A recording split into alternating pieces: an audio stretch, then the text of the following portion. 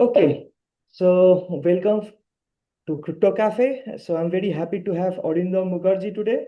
So Arindam Mukherjee works in public key cryptanalysis with a focus on post-quantum hardness assumptions. He received his MSc and PhD in mathematics from IIT Madras in India. He's currently working as an assistant professor in mathematics at AM College, Jhalda in India. So over to you, Arindam. So you can present your slides and start your talk. Yeah, thank you for having me here. So perfect. So I hope I'm audible and my slides are also visible. Right, Yes. Yeah. great. So so I'll talk about the representation technique here. So let me first give a overview of this representation technique. So the representation technique was originally introduced in the context of subset sum by Abraham and Jew in 2010. So this technique was actually used to improve the attacks on subset sum for a random case of for a random instance of subset sum from the One minute, previous. Arindam. So the thing is that you have something just on when you are sharing. Yeah, you have this. Can you just remove this part? Uh, Wait. uh, and also we can see. Okay, can you just open it in the PDF and then share it? I mean, maybe this way it will be easier. I think it is in the PDF. No, no, Uh, no, no. Like you shared the PDF. Like I think you are sharing the screen. Maybe right. if you Okay, I can. You share can the just yeah, stop yeah, sharing. yeah, yeah, yeah, Right, I can just stop yeah, sharing. and just share the mm, application. Maybe you get Right. an option.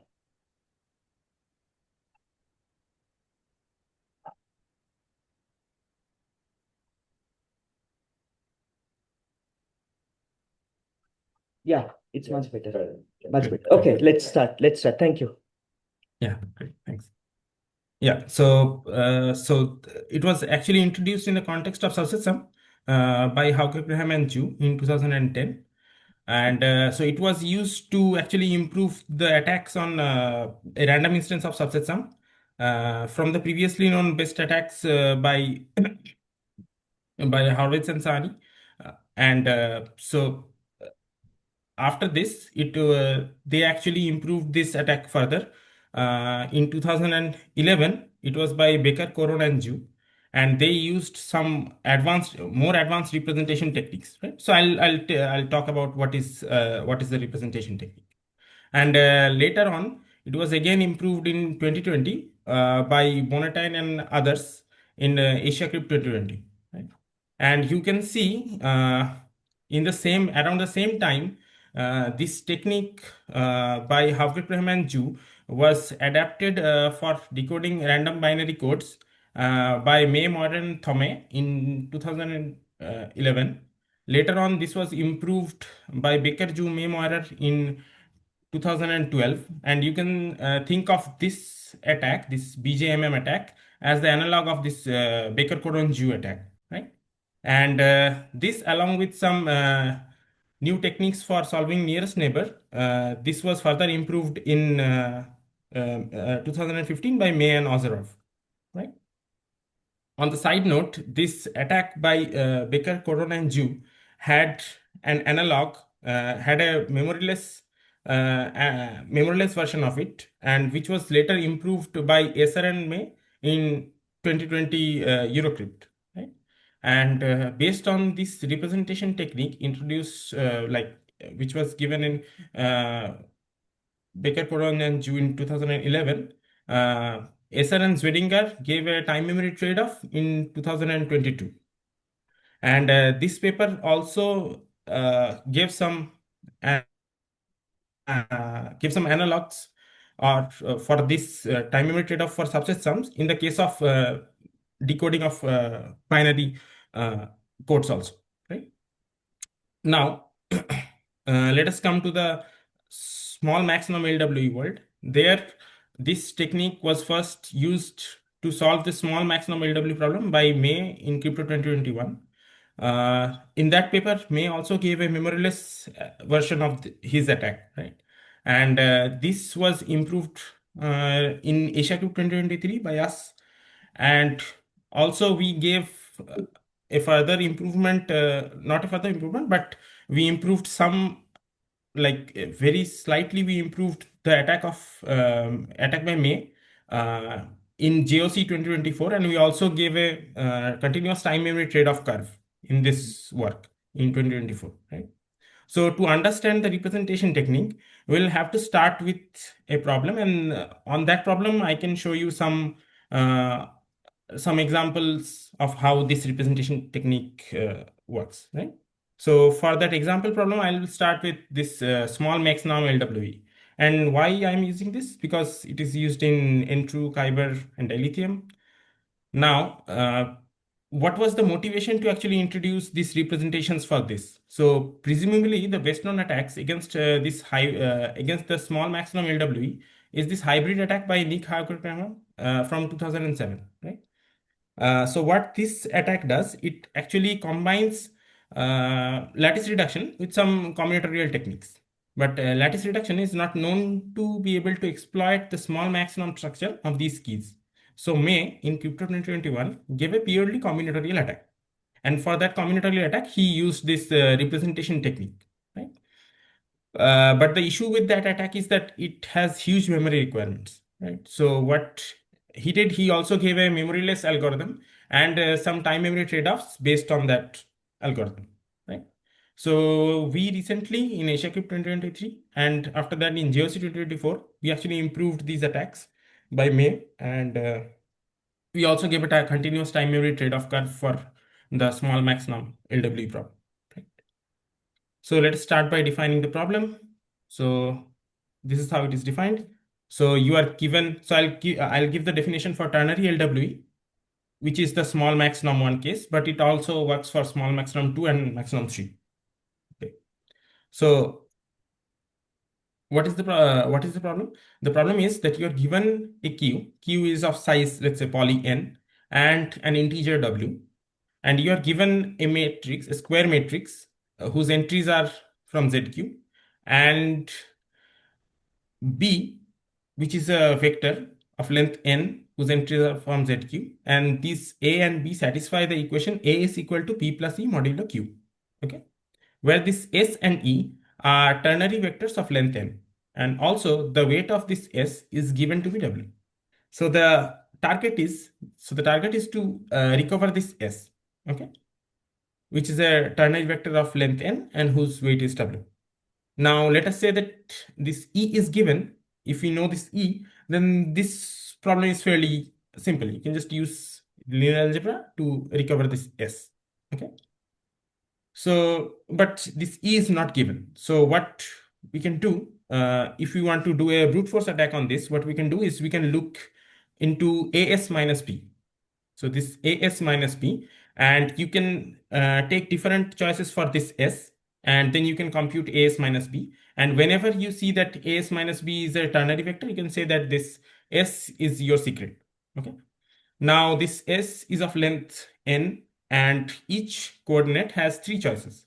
So the total brute force attacks, the total complexity would be 3 to the power n, and this would only take polynomial memory because you're not storing anything basically.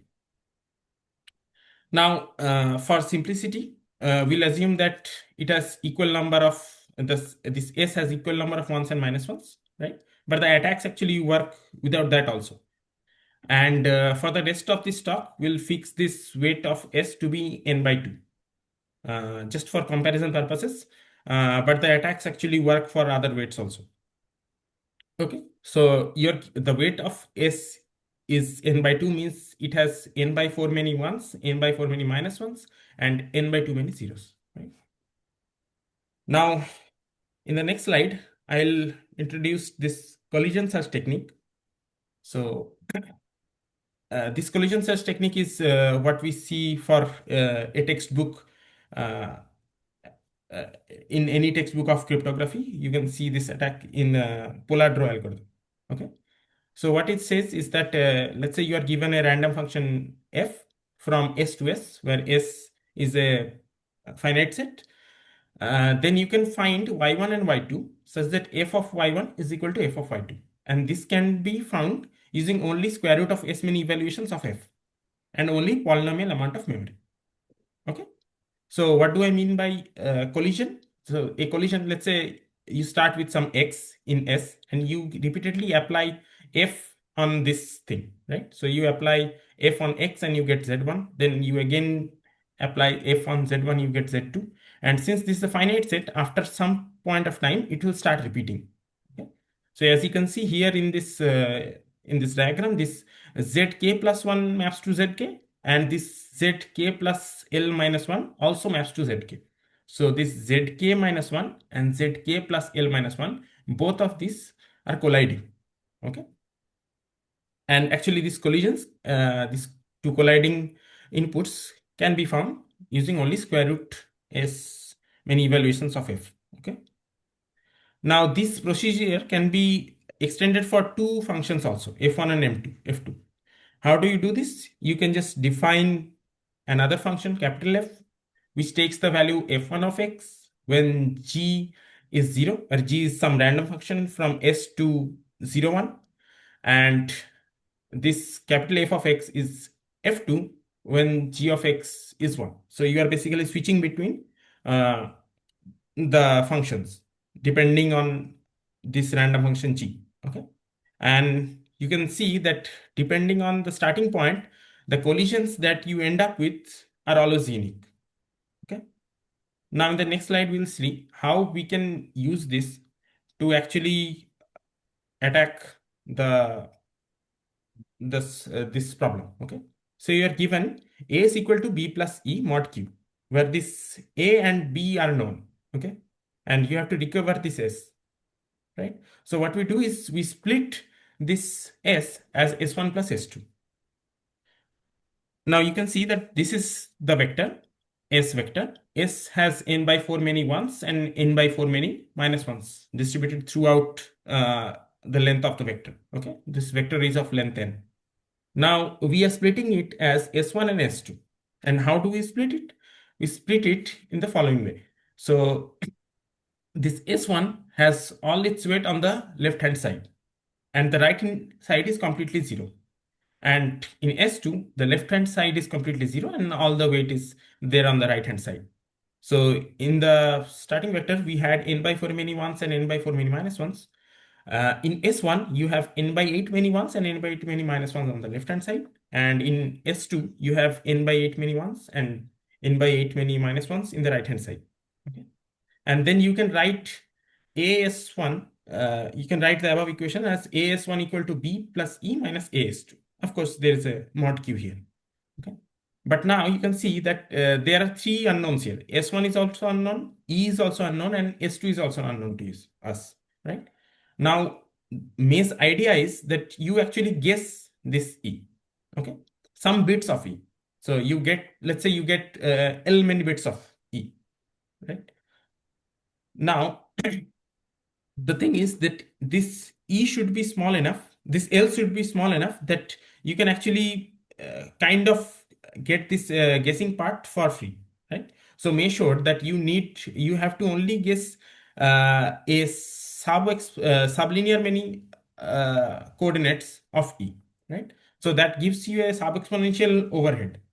And in the asymptotic region, this actually gets suppressed in our O tilde notation. So basically, we can say that these coordinates that we have guessed, we kind of get it for free. Okay. So then you can basically project this, take a projection of this equation as on the lower L bits as pi L of AS1 is equal to pi L of B plus E minus AS2. Now I have changed the color of E to green because we know the lower L bits of E, right? And you can take this left hand side as F1 and this right hand side as F2, and you can try to search for collisions between F1 and F2. So the total time complexity of this algorithm should be the total number of collisions between F1 and F2 and the time to find one collision, right? Because out of all the collisions, one collision is actually our solution. So we have to go through all the collisions. So the total time complexity is number of collisions time T0, but T0 is basically the time to find one collision. Okay. And this gives us this 2 to the power 1.125 n complexity, right? Great. Now we'll see what is this representation technique and how actually we can use this to improve our attack. Okay. So this is, let's say this is one vector, okay, and you have to search for this vector, right? So previously we split it in this way, where we had in the first vector we had all the weight on the left hand side and the right hand side was completely zero, and in the second vector we had all the weight on the left hand side on the right hand side, and the left hand side was completely zero, right? But you can see that this is not a unique way to do it. You can see that all these other pair of vectors actually add up to this final vector. Okay. So if you can actually recover one of these pairs, you're good to go. Okay. So this is the idea of representation technique, which is given in this diagram. So you have to search for this S. And previously we were just splitting it as S1 and S2, and we had to search the whole space to actually find this S1 and S2 pair. Okay. So now what representation does, it actually blows up these spaces, these search spaces of S1 and S2. And now rather than having just one representation of S, you have many representations of S. So you can see that S1 dashed plus S2 dashed is also S. This S1 double dash plus S2 double dash is also S. And then S1 triple dash and S2 triple dash is also S. So as long as you can just find one of these pairs, you can just find the solution, right?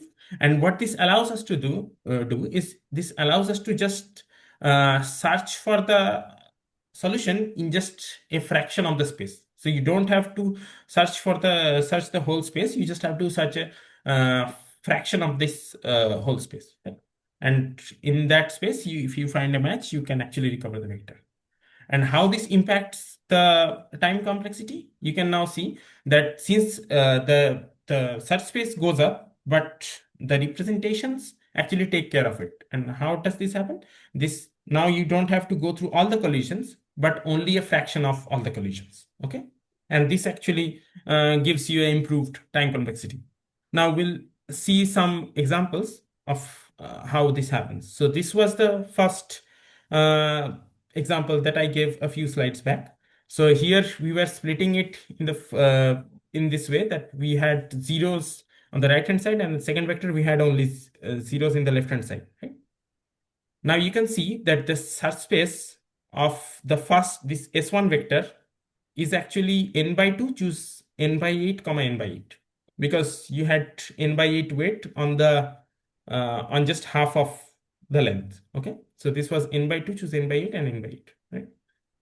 And you could actually the vector could be actually split only in a unique way if you take the splitting in this way. So the number of representations is only one in this case, right?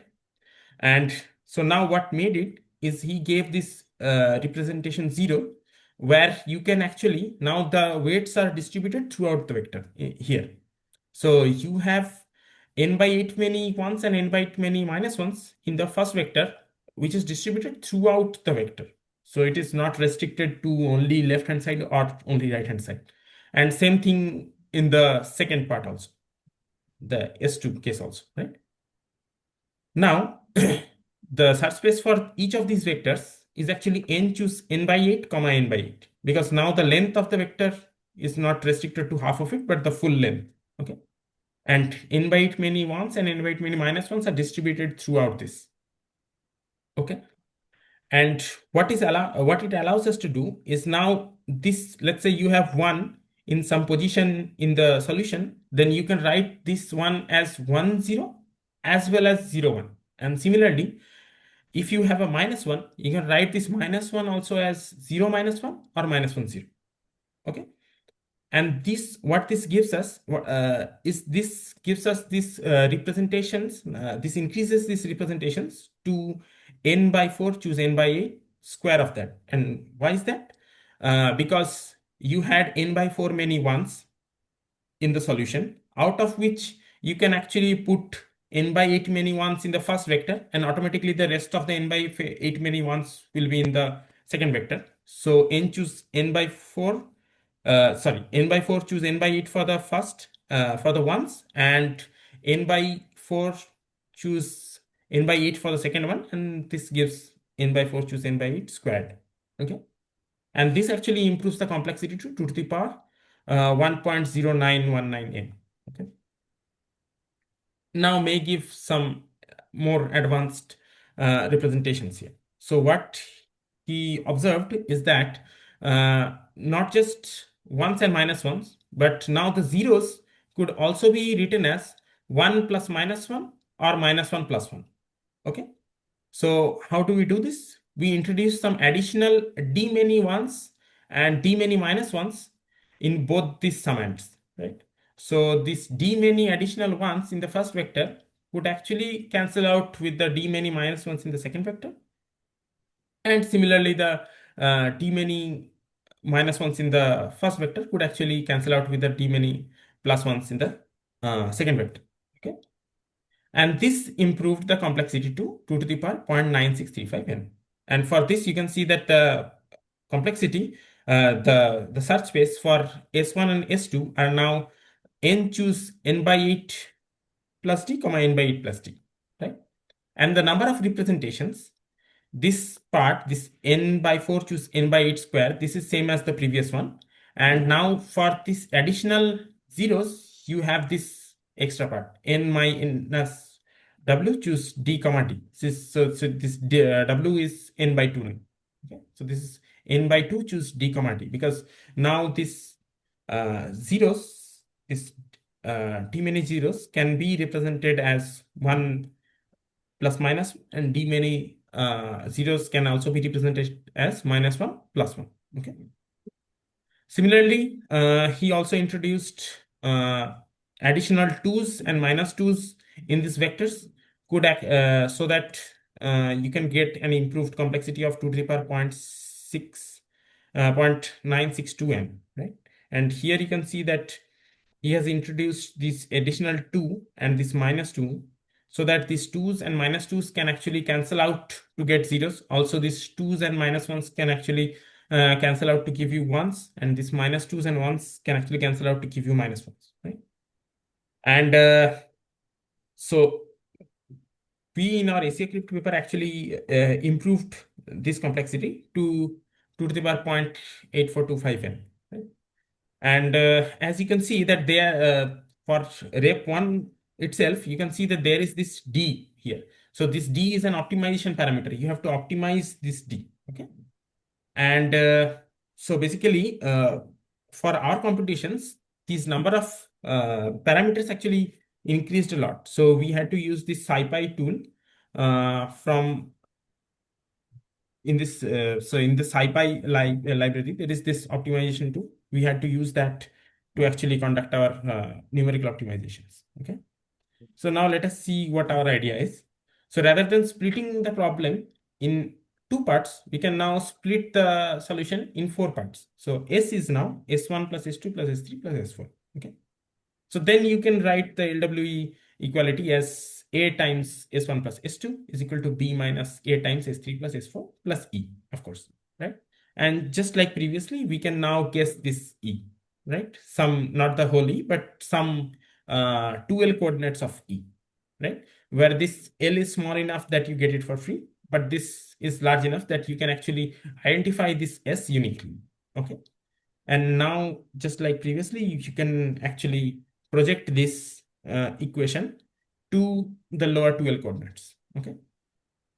And now you have this left hand side and the right hand side, okay?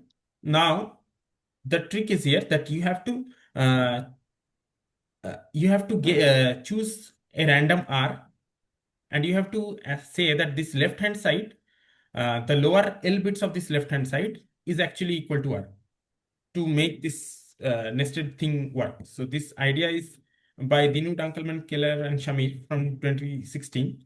And we adapted this for the LW case. So to make it work, we have to guess this, we have to randomly choose this R, which we say is equal to this lower L coordinates of the left hand side of this equality. Okay? And then you can again split it in this way. So you can split it as pi L of AS1 is equal to R minus pi L of AS2. Right? And so if the left hand side is R, the right hand side should also be R, and you can actually write the right hand side also in this way. Okay. And now you just define this F1, F2, F3, and F4 functions. Right?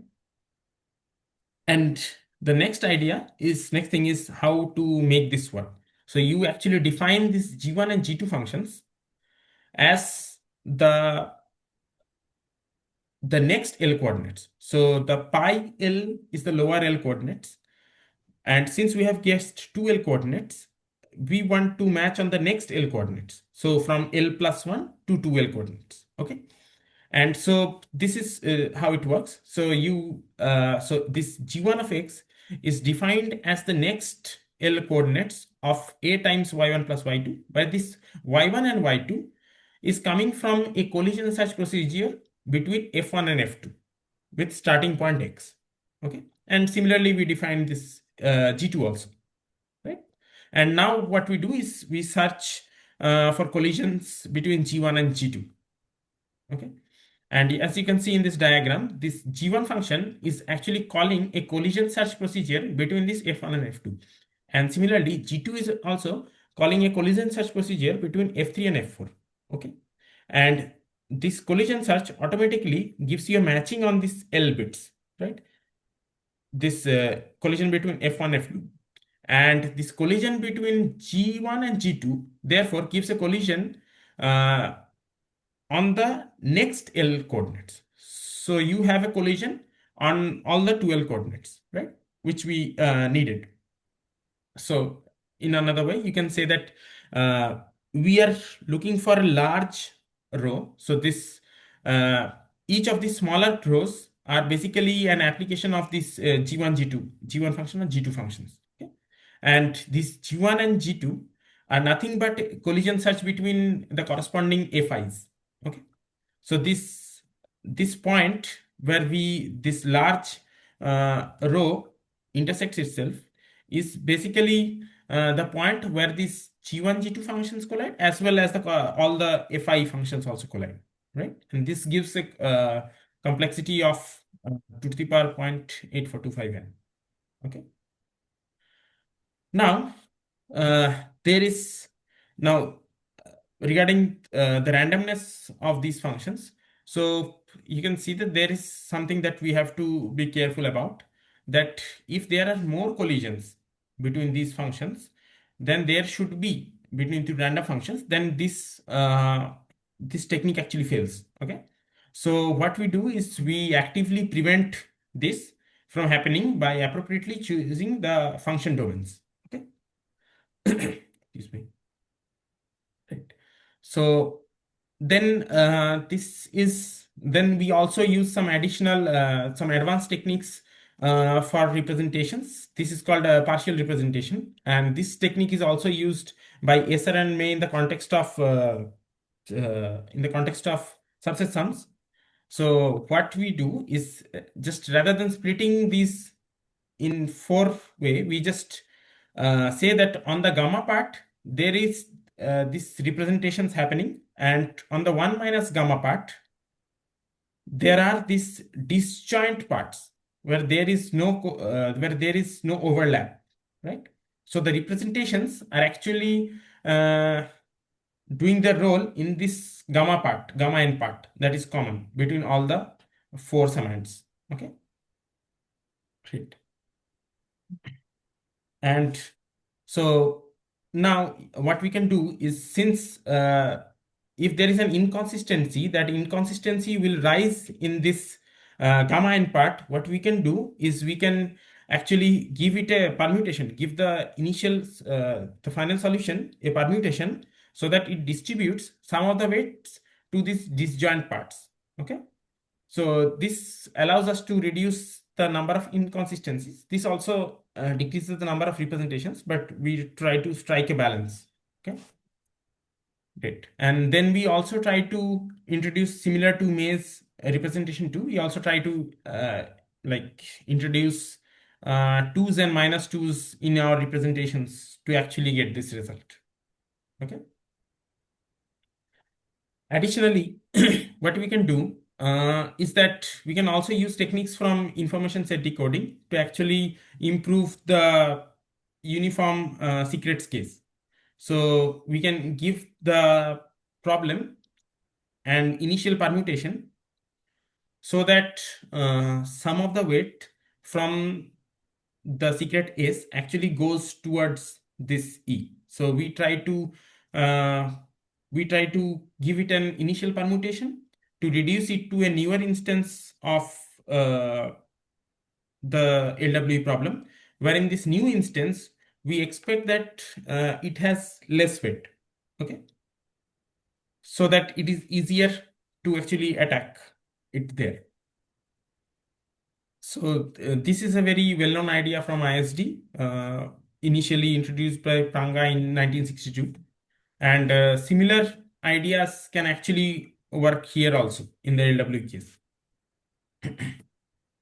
Right. And if we want to compare this with the previously known attack, you can see that this nested technique actually improves May's previous memoryless algorithm in every weight. So on the x-axis, we have all the weights, and on the y-axis, we have the exponent of the complexity. And you can see that this algorithm, actually, this orange line is our algorithm. This actually improves May's algorithm for every possible weight, right? And this dotted black line is Van Rittendahl's algorithm, which is what you can see is says the algorithm, the usual Pollard's row algorithm, collision search based, that does not use representation. And as you can see, May's algorithm actually outperforms this algorithm for almost all weights, right? And around the end, you can see that there's a drop in this curve, and it actually gets better when the weight is very high. Okay. So we actually investigated this and why this drop is coming. You can see that in our algorithm also, there is this drop coming at the end. So what we found is that here, let's say this gamma part, which is common between all the summands, is 0. Then you can basically have 4 disjoint parts, which is kind of what Van Rittendahl's algorithm does. So this partial representation technique actually kind of for very high weight, this actually converges towards the Van Rittendahl's algorithm for these partial representations, right? And this gives the flexibility. This gives this our algorithm the flexibility to actually drop around very high weights. Right. So now what we also did, we since we have to find many collisions, it is natural to actually look into this parallel collision search technique, which tells you that, let's say, you have to find m many collisions, right? For our case also, we had to find many collisions. So if you have to find m many collisions between, let's say, two random functions f1 and f2, so usually what you can do is you can do m times square root f s many function evaluations. But what parallel collision search tells you that if you pay m units of memory, you can actually shave off this square root m factor from this complexity, right? And you can see that we got uh, time memory trade-off curves for very small amount of exponential memory, right? And so this was in Asia Crypt 2023. So you can see that this small orange line, this is basically our work. So this small cross here is basically the memoryless algorithm, and this orange line here is the time memory trade-off curve. This here, this violet color cross is actually May's algorithm. Okay. So in the JOC paper, what we did is we actually gave a continuous time memory trade-off curve. Okay. from our algorithm, our memory algorithm, to actually Maze algorithm. And in doing so, we also improved Maze algorithm for the unlimited amount of memory case. Okay.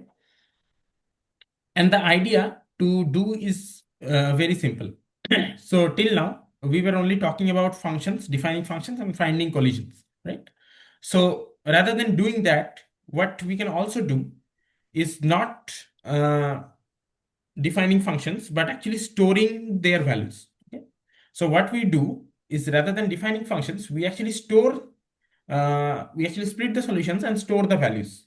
Okay, and the representation part actually stays the same, but you're now not defining functions, but actually storing values and trying to find matches uh, here. So kind of simple meet in the middle, but actually since there is this representation technique, there might be overlap at some point. So you have actually have to put filters at places to actually filter out inconsistent solutions. So you can see that here there are some filters here. So this filtration is goes on the fly, and you can actually filter out the inconsistent solutions, right? And this actually gives you this time memory trade-off curve here. Okay, so I'll not go into the details of this here.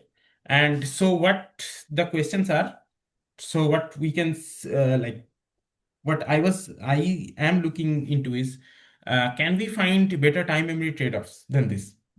Okay, so one thing is that we saw two different approaches. One is using this collision search technique where you define functions. And in the last slide, you saw that there is this other idea where you actually store the lists. So somehow can we actually combine these two things together? So can we somehow call a list matching technique through some function? And this is something that is very interesting. And can we actually improve the current time memory trade-offs using that? Okay. And of course, the overarching goal of this study is actually to integrate these algorithms with lattice reduction to actually get more practical attacks. But this is not really clear how we can actually do it. So this uh, so people have tried, but it doesn't seem that obvious how we can actually do it. So yeah, and we have tried, but it doesn't work in a plug and play way. So it is something that is, but if one can actually do it, it will be great. But it is still not clear how to actually do this. Right? And so you can go and look for our paper in the archive. And thank you. Thank you so much for the talk, Arindam. So I have a couple of questions. So Yeah. first thing, you have the optimization parameter D, like in your initial slides, you said like you need to do some kind of Yeah, yeah. numerical analysis in order to find it. Like, what is the conclusion? Yes. What is the asymptotic value that you found for that numerical analysis? Uh, so the asymptotics values, I think I showed in the slide, Mm, but for this parameter D, I don't think we found any relation between that D and this weight thing. At least we didn't notice anything as of now. So as the representations get more complex, this there are more and more optimization parameters, and it gets a bit more complicated for us to actually look into them and actually understand how they behave. So we didn't find anything regarding that. So like you just use what the optimization values are numerically, right? Like, and use it in the experiments. We did experiments for like partial implementations where I we see. actually checked that these functions that we defined here, this f1, f2, f3, f4 functions, they are actually random functions. We actually checked that. The rest of the things are pretty clear from Dinu, Dankelman, Keller, and Shamir's work that if these functions are random function, then the rest of these rest of the attack actually follows Mm. quite smoothly. So we didn't do a full implementation of this thing, but Mm. yeah, for so basically uh, our analysis is basically an asymptotic analysis. For Mm. concrete parameter, we did not do anything. I see. So this is completely a asymptotic I one. see. Yeah, Yes. So there's a question from Francesco. Yes, can you? yeah, yeah. Thank you very much for the clear talk. It was very pleasant. Thank you, Uh, thank you. I have a question on, so you mentioned some improved time estimates, right? So with an exponent in two, so two has a power. It's always a constant, two to the constant, some constant times n. Mm. So my question is, how do you find that constant? Is it a result of a formula or the experiment that you Sorry, I didn't get the last part. Can you just repeat it? so how for instance you have these time estimates like 2 to the power 0.84 Yeah, yeah, something. 0.8425. Yeah, Okay. yeah. So, how do you find these constants? Is it a result of your experiment, or is it No, we've a floating point yeah, of some constant? yeah, we found we did the computations, and we actually found the formulas for this individual number of representations and the size of this search spaces, and we actually then we use Stirling's formula for these approximations. Okay, so this is Okay. actually, yeah, so Stirling formula for the asymptotics. Yeah, Yeah, Okay. they use Thank some you. kind of approximation Yes. Yes. for this yeah. real formula, which are very crazy. So, like, Yeah. Yeah. Yeah. a lot of things cancels out if you use the Starling Yeah. approximation. Yeah, yeah. And so you haven't tried anything on the ring settings, right? Like it's mostly on unstructured LWE Yeah, problem. yeah, we assume that this is unstructured. So Mhm. if we have some additional structure, maybe there's something that we can do. But yeah, in Like, our okay, work, we did not look into it. like I'm just curious. Like these are all asymptotics, right? Like I understand Yeah, that yeah. reduction is still going to be more easier to solve this problem, but there can be some concrete examples that one can consider and try to see, right? How it Right, right, kind of in practice compares with lattice reduction. right, right. Exactly, exactly. Okay, This but is actually, do you yeah, think this, like people have tried this kind of things in practice? no, for these combinatorial attacks, I don't think people have tried it in practice. I Yeah, see. So yeah. it's This is only like very, theoretical results that we kind of have, yeah, and people exactly. haven't had Yeah, a yeah. lot of exposures as people have done for lattice reduction part. Right. I It see. didn't get that much limelight till now. Mhm. Yeah, yeah. Interesting. Okay. Any more questions? Let me check the chat. No, I don't see any questions. If not, let's thank Arindam, and it was a very nice talk. I hope to Thank you. see you sometime soon, Arindam. Yeah, sure. Looking forward to meeting you. Yeah, thank you. Thank you. Thank you, everyone.